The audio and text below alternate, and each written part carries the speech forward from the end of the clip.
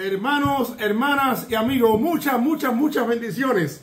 Hoy les traigo grandes sorpresas para el estudio de esta tarde, de este día, la tercera parte de nuestro curso de homilética. Y le tengo una buena noticia a aquellos que por alguna razón de la vida no han podido tener un nivel escolar alto y lo que han alcanzado es en la primaria, primero, segundo grado, y con muchas dificultades y que no manejan muchos términos de la lengua española. Pues parte de la clase está encaminada a ustedes también, para que a la hora de estudiar las escrituras y profundizar en ellas puedan entender un montón de conceptos y un montón de palabras. Así que vamos a hablar un poquitico hoy también de la lengua española y vamos a hablar algunos puntos, a otros le vamos a refrescar la memoria, y estoy muy excited con cada uno de ustedes, amigos, hermanos que me escuchan y que están atentos a estas clases. Así que sin más preámbulo vamos a comenzar nuestra clase número 3 de hermenéutica de nuestro curso Las Asambleas de Dios en Brandon, acá en Sur Dakota, y bueno, extendiéndolo a todas las personas que nos ven, no solo en este país, sino también en otros países. Y comenzamos como siempre con nuestra oración en hebreo acerca de la bendición de la palabra de Dios o la Torah. Barhu et Yahweh HaMevorah, Barhu et Yahweh HaMevorah leolam baet. Barhu et Yahweh Elohinu melech olam, asher barharanu mikol ha'amin, betananu o Torato. Barhu et Yahweh noteja Torato, Beshem Yeshua HaMashiach melech Yisrael. Amén. Bendito sea Yahweh, el bendito. Bendito sea Yahweh, el bendito para siempre. Bendito seas tú, Yahweh, nuestro Dios, Rey del universo, que nos elegiste entre todos los pueblos de la tierra y nos diste tu palabra. Bendito seas tú, Yahweh, que nos concediste la bendición de tu palabra en el nombre de Yeshua, el Rey de Israel. Amén y amén. Y bueno, hemos ya estudiado, hermanos y hermanas, varios principios o reglas de la hermenéutica.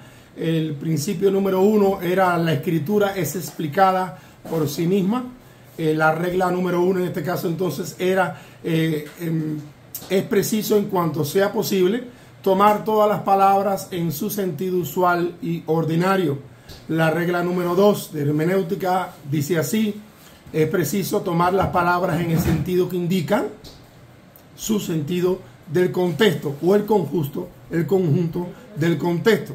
Y la regla número 3 que estuvimos estudiando era necesario considerar el contexto del pasaje. Hoy vamos a entrar en la regla número 4, que sería: todo pasaje bíblico debe ser interpretado a la luz de los pasajes paralelos. Todo pasaje bíblico debe ser interpretado a la luz de los pasajes paralelos. Y estaríamos estudiando, si el eterno yo soy el que soy, Yahweh, nos permite, la otra regla, que sería la regla número 5 en este día, en esta tarde, que sería principios de armonía. Todo pasaje debe ser interpretado de acuerdo a la enseñanza general de la palabra de Dios. Esta regla es súper importante, y aquí que vamos a aplicar algunos conceptos y vamos a dar un poco de clase de lengua española para aquellos que no tuvieron la dicha de tener un buen estudio, poder comprender específicamente a qué se refiere. Así que hemos estudiado un principio y varias reglas, y hoy comenzamos entonces con la regla número 4. Todo pasaje bíblico debe ser interpretado a la luz de los pasajes paralelos. Amén. Oremos una vez más la oración que nuestro Maestro, Señor, Salvador y Dios, Yeshua HaMashiach, el Rey de Gloria, nos enseñó. Padre nuestro que estás en los cielos, santificado sea tu nombre. Venga, Señor, tu reino, y que se haga tu voluntad en esta tierra, siempre como en los cielos. El pan nuestro de cada día, danos hoy, y perdona nuestras deudas y ofensas, como nosotros perdonamos a aquellos que nos ofenden. Y no nos dejes caer en tentación, más bien líbranos de todo mal, porque tuyo es el poder y el imperio y la gloria por los siglos de los siglos. Amén y amén. Amén. Bajo el principio de el concepto de esta regla de hermenéutica, todo pasaje bíblico debe ser interpretado a la luz de los pasajes paralelos. Los pasajes paralelos son aquellos textos bíblicos que tratan del mismo tema. Repito, los pasajes paralelos son no solamente en la Biblia, sino también en cualquier otro libro de estudio. Un pasaje paralelo son aquellos que tratan el mismo tema o el mismo incidente. Ahora bien, vemos que estos pasajes paralelos deben ser interpretados a la luz de otros, porque estos pasajes nos ayudan a aclarar mejor el tema. Ahora vamos a ver algunos ejemplos de manera general, cómo se complementa un pasaje paralelo. Por ejemplo, en el Evangelio según Mateo capítulo 14, versos del 15 al 21, y Marcos capítulo 6, verso 35 al 44, y Juan capítulo 6, verso del 5 al 13, son pasajes paralelos porque estas tres porciones de la Escritura nos hablan de un mismo asunto, un mismo tema. ¿Cuál es? La multiplicación de los panes y los peces. O sea que al ellos hablar del mismo tema, de la misma situación, por utilizar otra palabra, desde puntos de diferentes de ver las cosas, aleluya, porque cada evangelio lo presenta de una manera un poco a veces diferente, pero están hablando de la misma, narrando la misma historia o explicando un mismo evento, pues se le llama pasaje paralelo. Y en este caso, Mateo, Marcos y Juan, que ya mencioné anteriormente, en estas porciones bíblicas nos hablan de la multiplicación de los panes y los peces.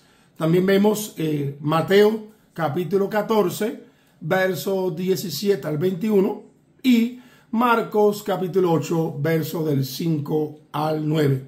Existen varios tipos de pasajes paralelos y los más importantes en este caso son paralelos aparentes. Repito, paralelos aparentes.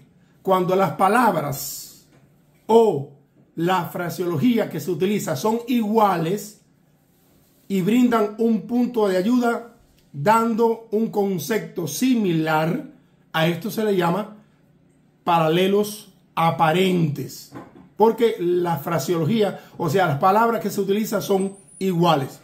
Un ejemplo de ello encontramos en Mateo capítulo 24, verso 43 al 39, que dice así: pero sabed esto, que si supiera el padre de familia a qué hora el ladrón ha de venir, velaría ciertamente y no dejaría minar su casa. Ahora bien, esto vemos en Lucas capítulo 12, verso 39, una fraseología y conceptos un poquitico similar, pero los conceptos diferentes. La fraseología sería similar, o sea, las frases que se utilizan serían similares, pero el concepto un poquitín diferente. Pero aún así son en este caso pasajes paralelos aparentes. Ahora vemos otro pasaje más, el Salmo 91, en su versículo 12, nos dice: en las manos te llevarán para que tu pie no tropiece en piedra. Sin embargo, vemos en Primera de Pedro, capítulo 2, verso 8, y piedra de tropiezo y roca que hace caer, porque tropiezan en la palabra siendo desobedientes, a los cuales fueron también destinados. Entonces ya hemos visto algunos ejemplos de los que son los pasajes paralelos aparentes. Ahora existe otro tipo de pasajes paralelos que serían pasajes paralelos reales. Estos son aquellos pasajes donde existe una similitud en la fraseología y en los conceptos o el contenido de los mismos. Vamos a ver algunos ejemplos para que ustedes puedan en su mente clarificar más de qué se está hablando cuando se dice pasajes paralelos real. Porque a veces todos estos conceptos como que lo ponen a uno así un poquitico, ¿a qué se refiere? Y entonces debemos usar ejemplos para que usted caiga en la idea de lo que se está hablando. Las referencias bíblicas al Hijo del Hombre, por ejemplo. Las referencias bíblicas al Hijo del Hombre o al término conforme al corazón de Dios. Referencias que a veces nos dejan un poco preocupados en el caso de conforme al corazón de Dios, como vamos a ver más adelante. La Escritura nos habla y nos dice que David era un hombre conforme al corazón de Dios. Pero si nosotros no entendemos con claridad, vamos a decir, entonces Dios estuvo de acuerdo con todo lo que hizo David. Inclusive la Biblia misma dice que David era un hombre sanguinario. Y que por esta causa, cuando él trató de levantarle templo a Yahweh, Yahweh, el Dios de Abraham, de Isaac y de Jacob, esto no le fue permitido, sino que esta misión de levantar el templo se le dio a Salomón, su hijo. Sin embargo, Dios dice, yo me he levantado un hombre conforme a mi corazón. ¿Pero a qué se refiere? ¿A las cosas malas que hizo David en este caso?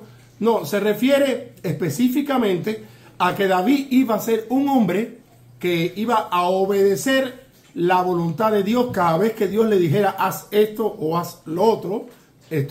David inmediatamente lo iba a hacer. Quiere decir que las 24 horas del día el rey David era un hombre conforme al corazón de Dios. No, porque vemos otro ejemplo cuando él está paseándose por la azotea de su casa y ve la esposa de su amigo Urías y la toma como esposa, y conocemos toda la historia. En ese momento él no estaba actuando conforme al corazón de Dios. Entonces, cuando Dios usa el concepto, me he buscado un hombre conforme al corazón mío, al corazón de Dios, se refiere a que cada vez que él le mandaba a David, daba un mandamiento X que él hiciera, él lo cumplía inmediatamente sin vacilar. Y desde este punto de vista se ve que David era un hombre pero muy sometido a la perfecta voluntad del Señor, aunque como hombre al fin tenía sus efectos, tenía sus errores y cometía pecado, ya que su propio hijo Salomón dijo en su oración de inauguración del templo de Salomón, porque, oh Yahweh, contra ti hemos pecado, porque no hay hombre que no cometa pecado. O sea, todos estamos sometidos de una forma u otra a fallarle al Señor. Y el concepto del Hijo del Hombre son ejemplos de estos pasajes paralelos reales. Ahora también existen pasajes paralelos de palabras. Pasajes paralelos de palabras en cuanto a otros textos que se encuentran la misma frase, que permite una correcta interpretación del pasaje estudiado. Ejemplo de este tipo de pasajes paralelos de palabra podemos ver cuando la Escritura nos dice qué significan las marcas del Señor Jesús, de las cuales habla Gálatas capítulo 6, verso 17. Cuando Pablo se expresaba y decía que de aquí en adelante ya nadie más me moleste, ya nadie más me agrave, ya nadie más me traiga problemas, porque llevo en mi cuerpo las manos del Señor Yahshua HaMashiach o de Jesucristo como tal. ¿A qué se refería esas marcas? Se podría decir alguien que no conoce la Escritura que Pablo tenía hoyos en sus manos y en sus pies como una señal de que era discípulo de Cristo. No se refiere a eso. Vamos a ver que hay otros pasajes bíblicos que van enseñando lo que se refiere a las marcas del Señor Jesús. O sea que cuando Pablo decía que nadie más me moleste de ahora en adelante porque yo llevo en mi cuerpo las marcas del Señor Yahshua HaMashiach, ¿a qué se estaba refiriendo? Para eso utilizaremos paralelos de palabra o pasajes paralelos de palabra que usan las mismas palabras y amplían lo que quiere decir esta expresión de Pablo, las marcas del Señor Jesús en su cuerpo. Segunda a los Corintios, capítulo 4, verso 10, dice: llevando en el cuerpo siempre, por todas partes, la muerte de Jesús, para que también la vida de Jesús se manifieste en nuestros cuerpos. Aún este pasaje, aunque explica un poquitico más lo que venía diciendo el apóstol Pablo en Gálatas 6, 17, de aquí en adelante nadie me cause molestia, porque yo traigo en mi cuerpo las marcas del Señor Jesucristo. Ahora vemos que este pasaje nos dice: llevando en el cuerpo siempre por todas partes la muerte de Jesús, para que también la vida de Jesús se manifieste en nuestros cuerpos. Aunque es un pasaje paralelo que explica un poquitico más, todavía deja oscura la idea de las marcas de Jesús. Porque, ¿qué significa llevando por todas partes la muerte de Jesús? Se referirá a que tenemos que andar en la calle por todos lados diciendo: Cristo murió, Cristo murió, Cristo murió. O a la vez, para que se manifieste en la vida de nosotros, de Cristo, tenemos que andar por todos los lugares, quizás caminando con una cruz, arrastrándola, mostrando el sufrimiento de Cristo. Si uno interpreta la Biblia desde este punto de vista, sin la ayuda de esta maravillosa herramienta de hermenéutica, tiende a confundirse y de ahí salen las falsas doctrinas. Pero encontramos otro pasaje en 2 Corintios igual, ya en su capítulo 11, versículo 23, que nos explica de qué se está hablando. Somos ministros de Cristo, hablaba el apóstol Pablo, como si estuviera loco hablo. Yo más en trabajos abundantes, en azotes sin números, en cárceles, más en peligros, en muertes muchas. Oh, finalmente acabamos de entender a qué se refería Pablo cuando él decía que no lo molestara de aquí en adelante nadie más, porque él llevaba en su cuerpo las marcas de Cristo.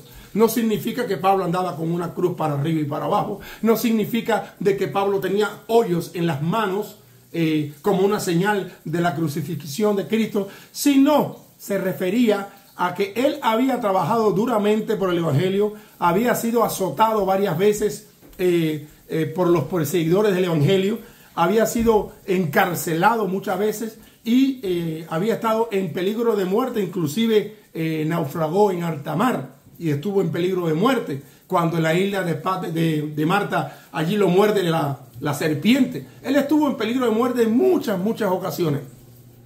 Y cuando Pablo se refería la expresión las marcas del Señor Jesús, quiere decir que él había sufrido mucho. Miren qué cosa más hermosa, que sus sufrimientos habían sido muchos y abundantes: cárceles, naufragio, peligro de muerte, hambre, persecución, azotes.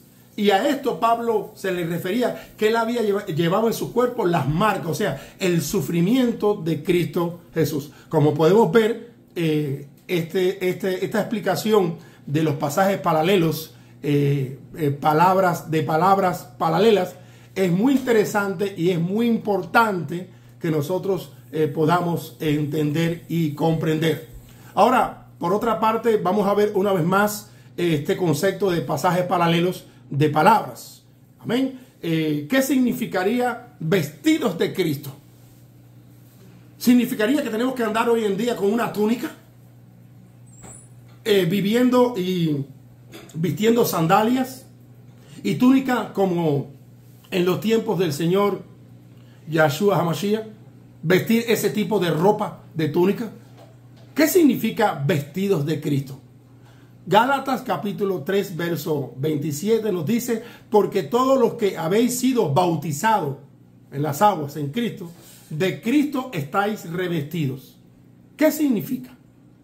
Bueno, pues si vamos a Romanos capítulo 13, verso del 13 al 14, amigos y hermanos, vamos a ver que la Escritura nos aclara la idea cuando dice: andemos como de día, honestamente, no en glotonería, no en borrachera, no en lujurias, no en lascivia, no en contiendas y envidias, sino vestidos del Señor Jesucristo y no proveáis para los deseos de la carne. Aquí este pasaje ya nos aclara un poco más, aunque voy a mencionar otro, qué es lo que significa ser vestido de Cristo. No se refiere a una ropa física como este talí que yo estoy utilizando ahora. Se refiere a esa vestidura espiritual que el alma tiene que adquirir, que no es más que seguir los pasos de Jesucristo, la conducta de Jesucristo, hablar como Cristo, mirar como Cristo, pensar como Cristo, actuar como Cristo. A eso se refiere la Escritura cuando dice que estamos vestidos de Cristo. O sea, que estamos revestidos de Cristo una vez que nos bautizamos en las aguas. Y que por lo tanto tenemos que empezar a desechar esa antigua naturaleza que nos gobernaba y empezar a adquirir o adherir o a tomar o a arroparnos de la conducta propia de una persona que se llama seguidor de Jesucristo o de Yeshua el Cristo. Colosenses capítulo 3.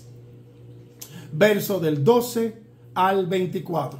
Colosenses 3, 12 al 24 dice: vestíos pues como escogidos de Dios, santos, amados, de entrañable misericordia, de benignidad, de humildad, de mansedumbre, de paciencia, soportándonos los unos a los otros y perdonándonos los unos a los otros.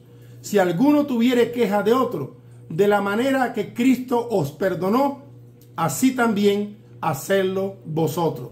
Y sobre todas estas cosas, vestidos del amor, que es el vínculo perfecto.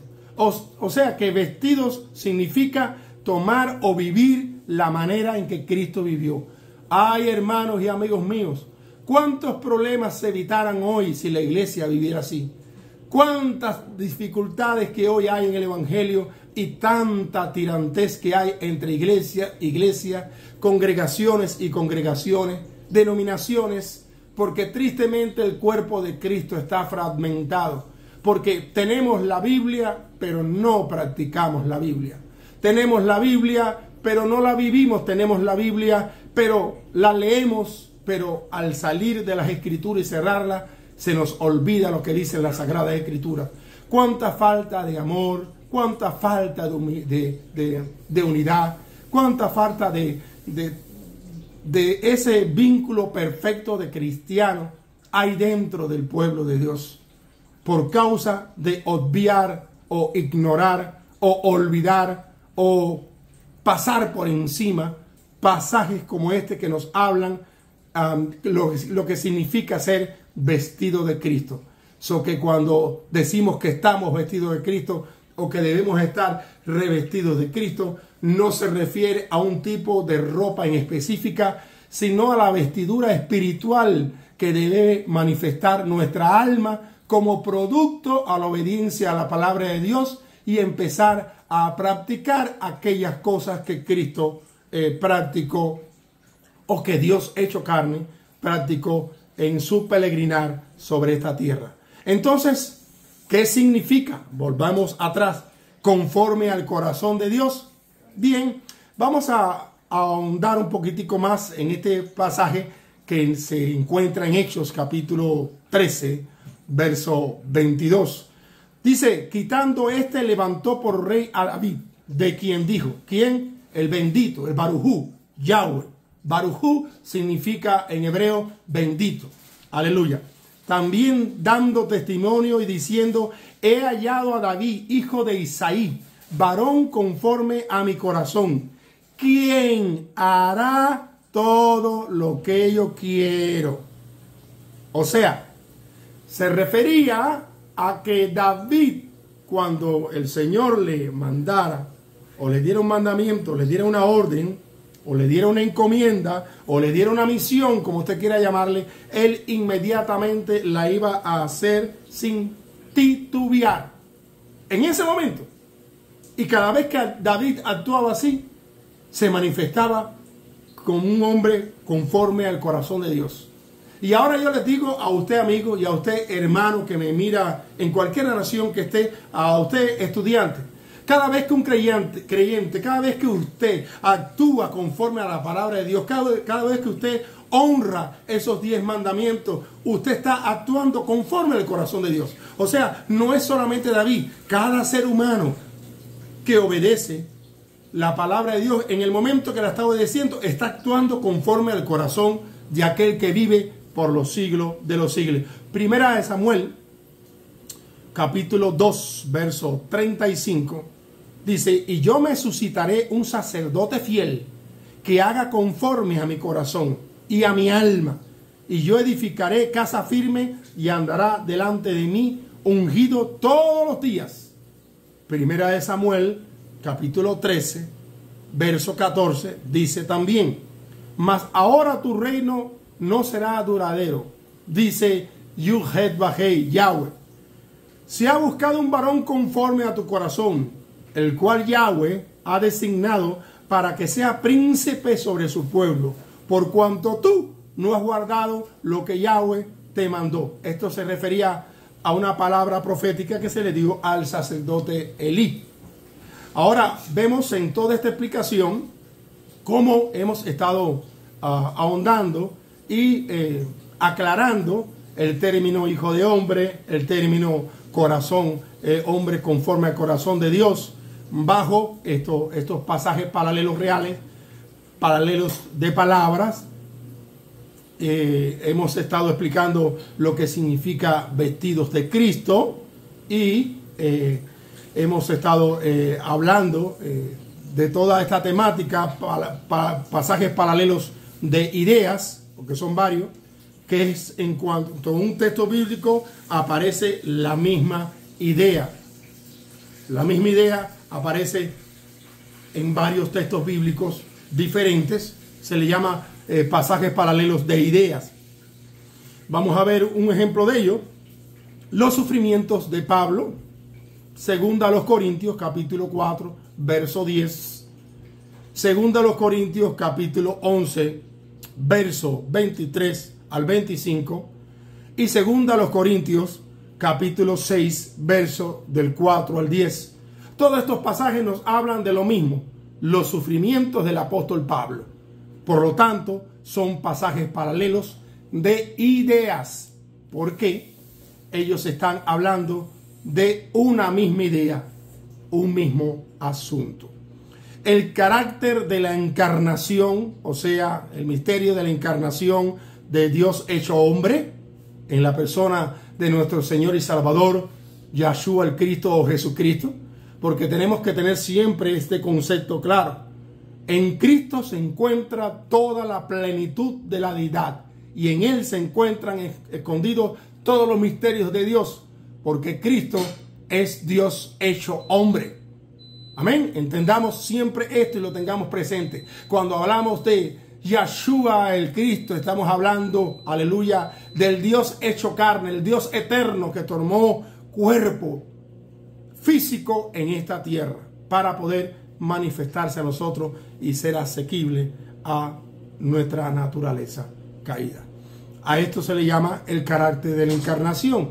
Filipenses, libro de Filipenses, capítulo 2, verso del 1 al 11, y libro de Hebreos, capítulo 2, verso del 5 al 18.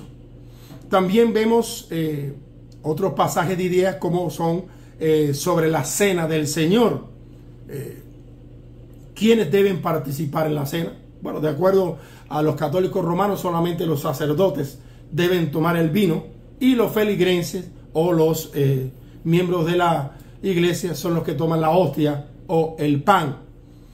Ahora bien, ellos se basan en Mateo capítulo 26, verso 27. De ahí de Mateo 26, versículo 27, la Iglesia Católica saca la idea errónea, por supuesto, de que los miembros no deben participar del vino, que significa la sangre, solamente del cuerpo, que es la hostia o el pan. Ahora, vemos en Primera a los Corintios capítulo 11, verso 22 al 29, que nos aclara esta idea errada, que restringe en este caso el derecho de que el creyente tome el vino.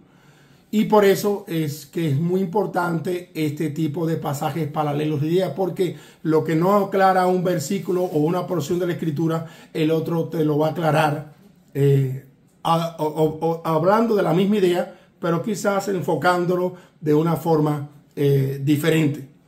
Vamos a ver un pasaje que a mí me fascina mucho y sobre el cual la Iglesia Católica fundamenta el principio papal, o sea, de sucesión, el vicario de Cristo. Y es ese pasaje famoso de Mateo 16, capítulo 16, verso 18. Y si hay algún amigo de familia católica, por favor, entienda que no estoy criticando a la Iglesia Católica, ni estoy acusando a la Iglesia Católica. En ningún momento yo pienso como creyente, como pastor, como maestro de la palabra, algo en lo cual quizás otros pastores y otros creyentes no van a estar de acuerdo con lo que voy a decir de ahora. Pero yo pienso que aún de la Iglesia Católica habrán muchas personas que alcanzarán la salvación. ¿Cómo, pastor? ¿Qué usted acaba de decir? ¿Usted está loco? No, yo no estoy loco. Porque cada persona va a ser juzgado según la luz del conocimiento. El Dios que nosotros servimos, el Dios de Abraham, de Isaac y de Jacob, no el Dios fabricado por algunos círculos cristianos. El Dios de la Biblia, el Dios de Abraham, de Isaac y de Jacob, el Dios de Israel, el Dios de Raquel, de Rebeca y de Lea, el Dios inclusive de Agar, la despreciada, el Dios de Ismael. Es un Dios misericordioso y justo. Y es un Dios que no juzga por apariencia, sino que juzga el corazón del hombre. Ese Dios, si no le ha dado un conocimiento a una persona, no lo puede juzgar. ¿Por qué en las cortes cuando a un niño no se le puede juzgar? Si un niño, supongamos que por desgracia, empuja a su hermano por un balcón para abajo, un niño de 3, 4, 5 años, empuja a su hermanita, y esa hermanita o ese hermanito se cae por el balcón para abajo y ese niño se mata, que Dios nos guarde, nunca suceda. Pero ese niño va a ir a la corte y va a ser enjuiciado. Es inocente porque ese niño no sabe lo que estaba haciendo. Él empujó a su hermana, pero él no calculó que al empujarla se iba a matar, ni mucho menos. ¿A quiénes enjuician en este caso? A sus padres. ¿Por qué? Porque dejaron el balcón, la baranda del balcón abierta, dejaron que los niños jugaran en el borde, en el peligro, y por causa de eso, ellos que sí sabían lo bueno y lo malo, ellos fueron los causantes de esa desgracia.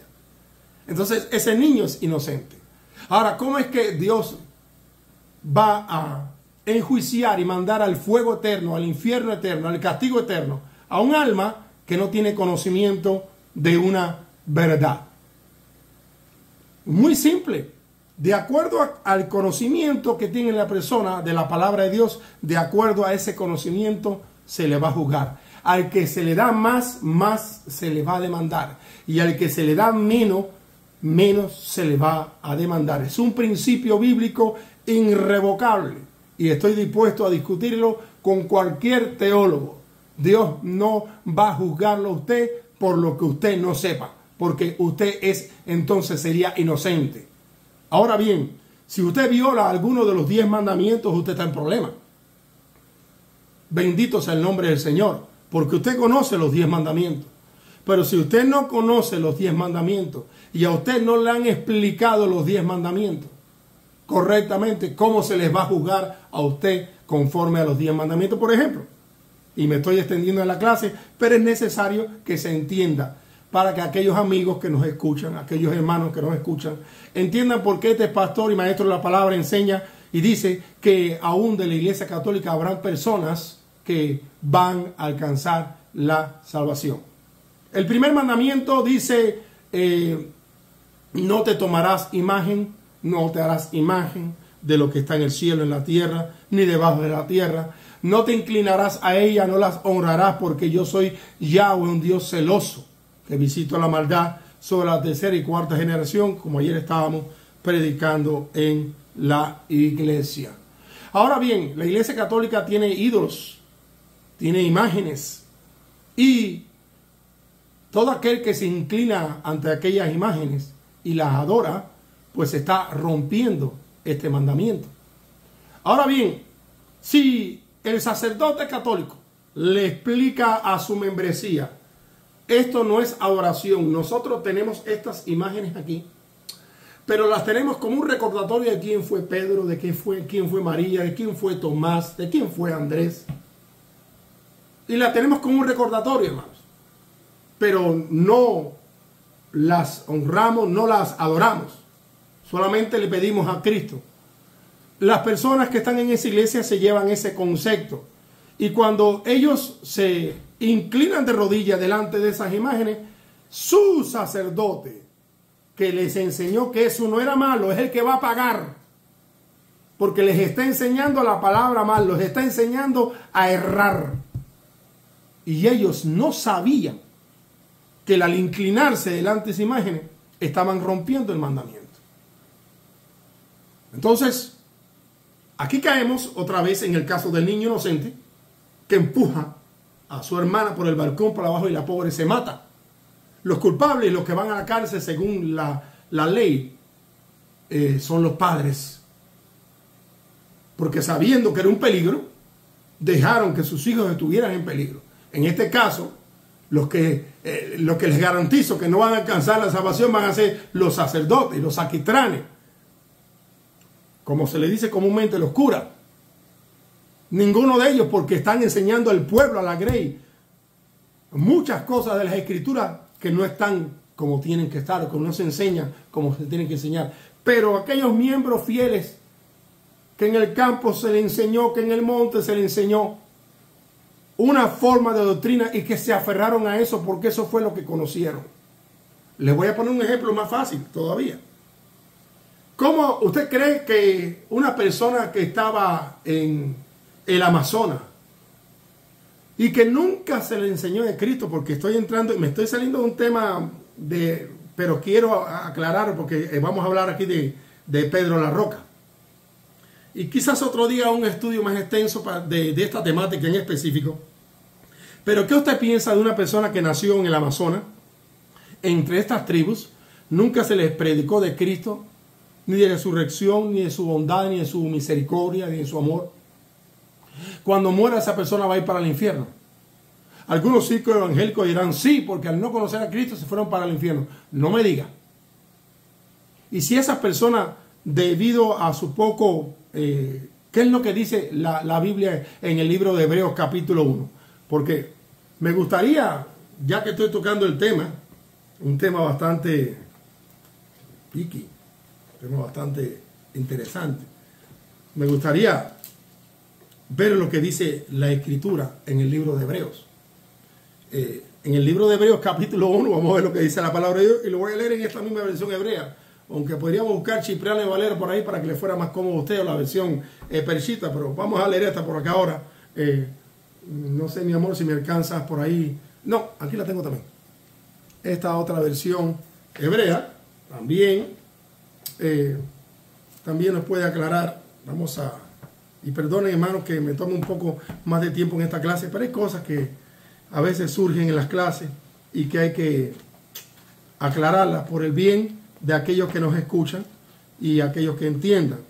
No se puede ser fariseo en la vida, no se puede ser legalista. Nadie está autorizado a decir, este va a ser salvo, este no va a ser salvo, este va a entrar en el cielo, este no va a entrar en el cielo. ¿Quién eres tú, hombre, para decir quién va a entrar al cielo y quién no va a entrar al cielo? ¿Quién va a alcanzar la salvación y quién no va a alcanzar la salvación en este caso? Solo Dios es el único que tiene la autoridad para decidir a la hora de la muerte de un alma quién va a ser salvo y quién no va a ser salvo. Vamos a leer lo que dice Hebreo, manteniendo siempre el concepto que al que se le da más, más se le demanda, dependiendo de hasta dónde llegó tu entendimiento y la luz que tú recibiste de la palabra de Dios. Y cuando digo luz me refiero a tu conocimiento. A partir de ahí tú vas a ser juzgado. Los que somos maestros de la palabra vamos a ser juzgados de una forma más severa. Y los que son apóstoles, más. Y los que son teólogos, más. Porque mientras más conocimiento tienes de la palabra de Dios, más se te va a demandar. Pero si tienes conocimiento nulo, cero de la palabra de Dios, entonces, ¿cómo es que nos atrevemos a decir a algunos, este se va para el infierno, este se va a perder. Si no tuvo el conocimiento de la palabra de Dios, veamos qué es lo que dice la Biblia en Hebreos capítulo 1. Primero en esta versión hebrea y luego en esta otra versión, también hebrea. En los tiempos pasados Yahweh habló en muchas y variadas maneras a los padres por medio de los profetas. Pero ahora, en el tiempo presente, nos ha hablado por medio de su Hijo, quien lo ha constituido dueño de todo y por medio de él creó el universo. Dice por acá, Yahweh Elohim, habiendo hablado muchas veces, de muchas maneras, en otros tiempos, a los padres y los profetas, en estos últimos días nos ha hablado a través del Hijo, a quien constituyó heredero de todo y por quien asimismo hizo él el mundo presente o la creación. Dios ha testificado al ser humano de muchas maneras. La Escritura dice en los Salmos, los cielos cuentan la gloria de Hachén, de Dios, aleluya, y el firmamento anuncia la obra de tus manos. Los cielos son testigos de que Dios existe. Las estrellas, bueno, la creación, para no entrar en el detalle, el mar brameante y fuerte, los vientos, todos son testigos de la creación. Su propio cuerpo, cómo trabaja, cómo se defiende de los virus. Cuando un ser humano tiene fiebre, es porque el cuerpo está concentrando, calentándose para tratar de repeler esa infección. Todo eso es testimonio de que Dios existe y es real. Y cuando un indio, por decir así, o un nativo, para que nadie se ofenda, un nativo o un africano, un nativo del Amazonas, que creció en el monte y nunca se le predicó el evangelio, pero siempre hizo lo bueno, trató bien a sus semejantes, trató bien a los que le rodeaban, no mató, no procuró el mal de su tribu, por ejemplo, sino se sacrificó por su tribu, va a ser juzgado de acuerdo a, aleluya, a la ley de del conocimiento que él tuvo de lo bueno y lo malo, porque él a nadie le predicó de Cristo, a nadie le enseñó la palabra de Dios. Entonces, ¿por qué ahora va a ser condenado por la palabra de Dios, la cual nunca conoció?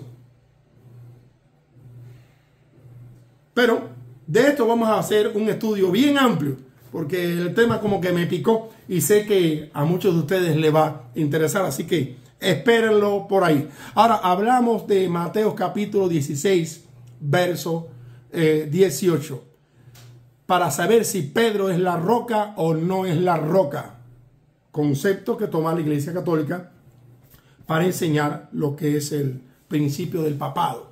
Bien, los siguientes pasajes van a aclarar este concepto de Mateo 16, verso 18. Mateo 21, versículo 42 y 44 dice, Jesús les dijo, ¿nunca leíste en las Escrituras? La piedra que desecharon los edificadores han venido a ser cabeza de ángulo. El Señor ha hecho esto y es cosa maravillosa a nuestros ojos. Por tanto, os digo que el reino de Dios será quitado de vosotros y será dado a gente que produzca fruto de él. Verso 44.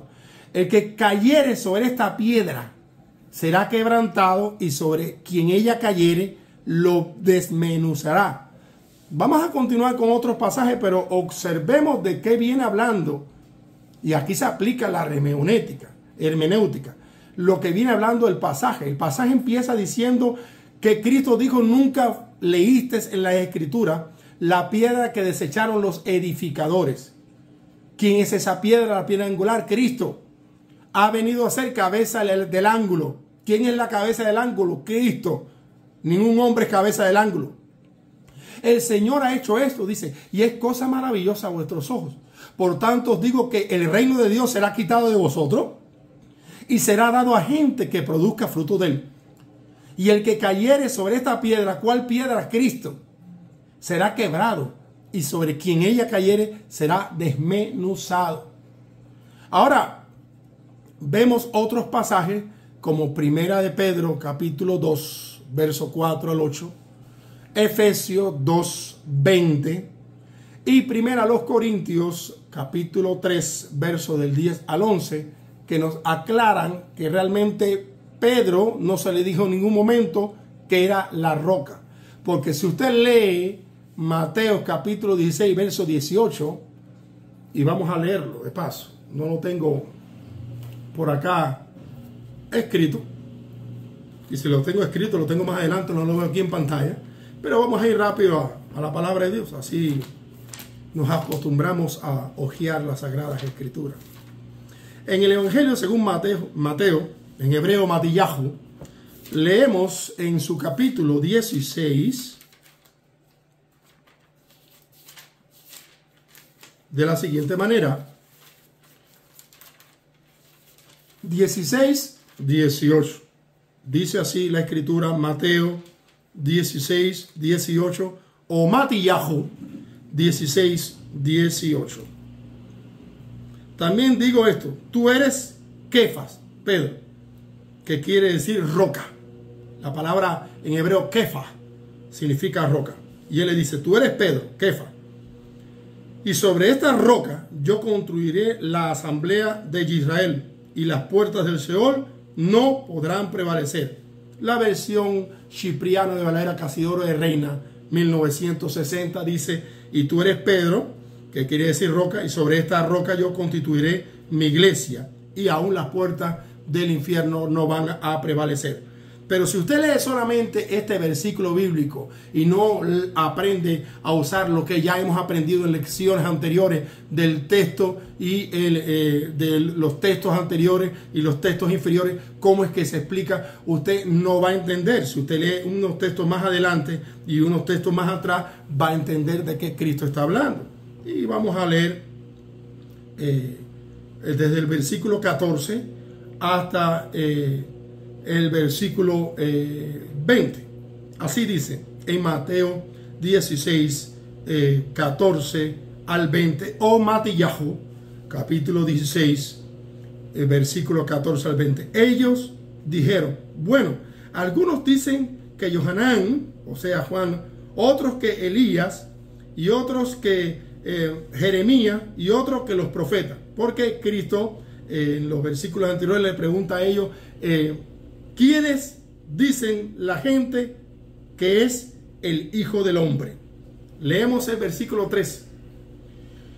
Cuando Yeshua vino al territorio alrededor de Cesarea Filipos, le preguntó a sus talmidín, discípulos: ¿quiénes dicen la gente que es el Ben Adán, o el Hijo del Hombre?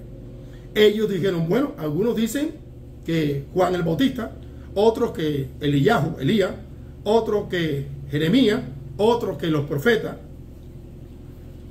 Pero ustedes, les dijo, ¿quiénes dicen que yo soy? Y entonces es cuando Pedro le dice: tú eres el Mashiach, el Mesías, el Hijo del Elohim viviente. Shimón Barjabá le dice a Yeshua: bendito eres, porque ninguno ser humano se le ha revelado esto, sino que mi Padre que está en los cielos se lo revela a quien quiere. Y también te digo, oh Pedro, que tú eres Kefa, y sobre esta verdad que tú acabas de decir. ¿Qué acaba de decir? Porque Cristo viene diciéndole a sus discípulos: ¿quiénes dicen la gente que yo soy? No, que un profeta, no, que Juan el Bautista. Bueno, pero ¿y ustedes quiénes piensan quién soy yo? Y todos se quedaron callados. Y Pedro dice: tú eres el Hijo del Dios viviente, del Barujú, del bendito. Tú eres el Hijo de Yahweh, el Elohei de Israel.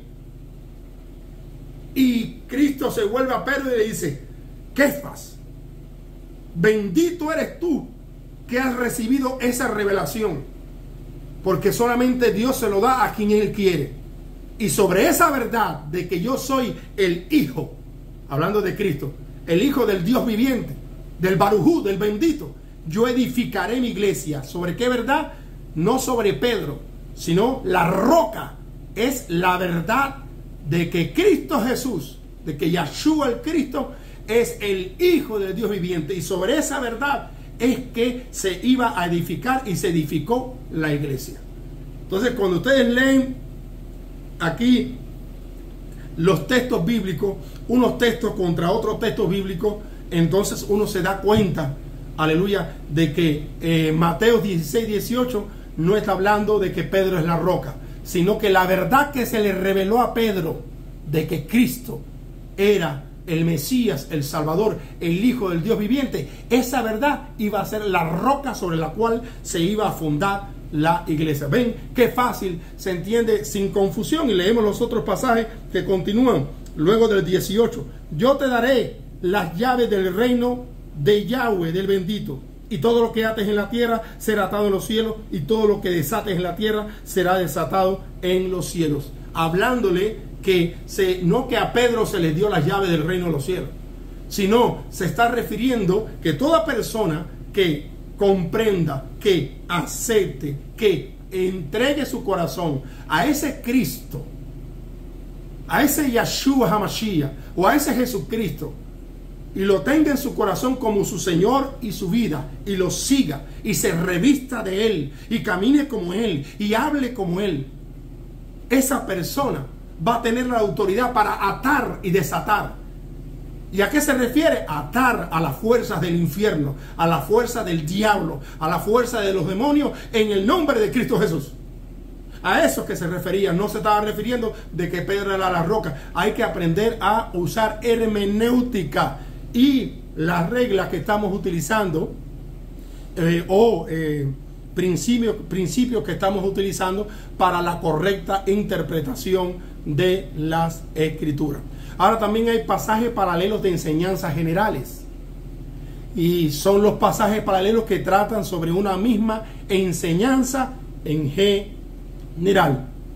Y de esto vemos muchos ejemplos en los evangelios cuando habla la palabra conforme a los profetas, que sucedió tal cosa conforme a los profetas, conforme a los profetas, como dice la Escritura, por boca de los profetas.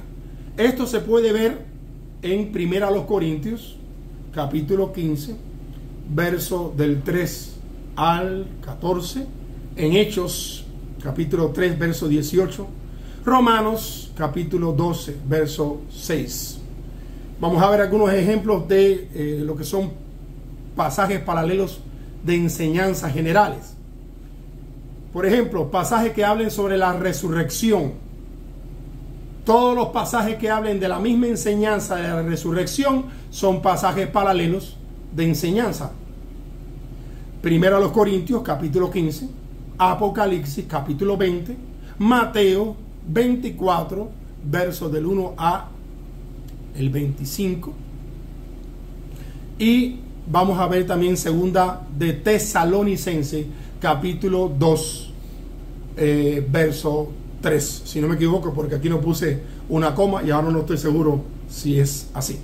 Ahora también vemos pasajes paralelos históricos.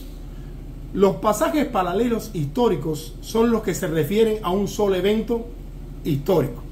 Si se dice pasaje paralelo histórico, te está hablando de cosas que hablan, pasajes que hablan de un mismo evento histórico. Y estos son pasajes que se refieren a un evento histórico, y ejemplo de ello, y los más importantes, los vemos en los evangelios, en especial los sinópticos.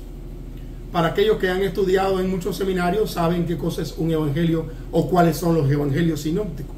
Pero para ti, amigo mío, que nunca has estado en una escuela bíblica, o que nunca has tenido, en este caso, un pastor o un hermano que te explique cuáles son los evangelios sinópticos y qué quiere decir sinóptico, y con el propósito de mi curso es llegar aún a aquellas personas que tienen primer grado mal dado, segundo grado mal dado, tercer grado mal dado, y no tienen un nivel educacional fuerte, firme.